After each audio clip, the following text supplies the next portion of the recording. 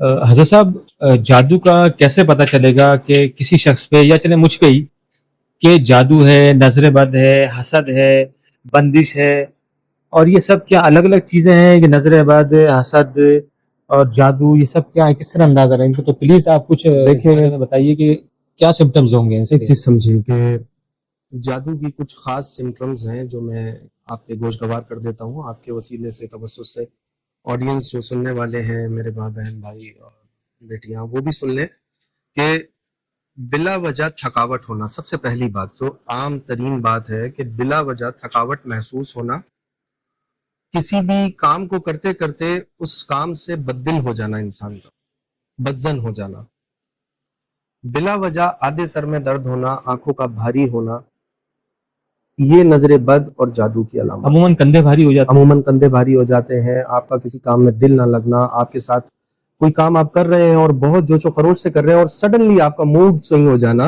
اور اس میں آپ کا دل نہ لگنا، یہ علامات ہیں جادو کی، جو ابتدائی علامات ہیں، ٹھیک ہے نا۔ گھر میں آنا، گھر میں ایک آپ کا دل نہ لگنا، لوگوں کے ساتھ آپ کا بیہیویئر چینج ہو جانا، یہ علامات ہیں بیسیکلی جادو۔ یعنی کہ دوسرے لوگوں کا، جس شخص پہ جادو ہے اس سے بیہیویئر چینج ہو جائے گا خود بخود آٹومیٹک؟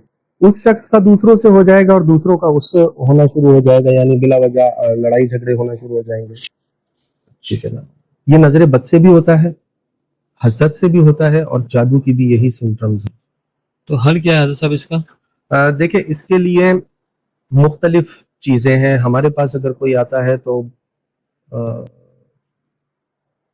اس کے لیے درود پاک اور کچھ اذکار ان کو دیے جاتے ہیں، کچھ آیات لکھ کر دی جاتی ہیں جس کا وہ پانی پیتے ہیں، اور کچھ صدقات انہیں کرنے کے لیے بتاتے ہیں جو انہیں کرنا ہوتے ہیں ان ٹائمنگز کے حساب سے جو ہم بتاتے ہیں۔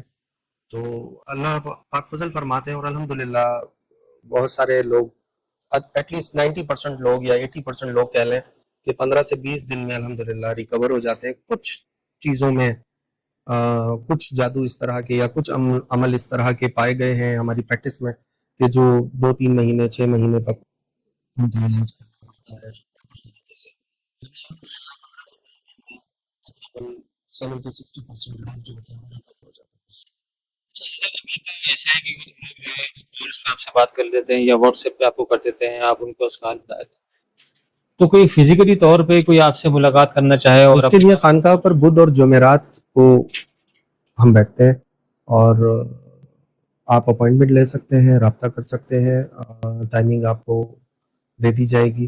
ویسے ظہر سے لے کے اور مغرب تک، ویڈنسڈے اور تھرسڈے 2 دن ویک میں بس، یعنی کہ سمجھ لیں گے تقریباً 2 بجے سے لے کے 7 بجے تک، 7 بجے، ویڈنسڈے اور تھرسڈے، تھرسڈے، بدھ اور جمعرات، بدھ اور جمعرات۔ فزیکلی طور پہ آپ مریضوں کو دیکھتے جی ہیں؟ بالکل۔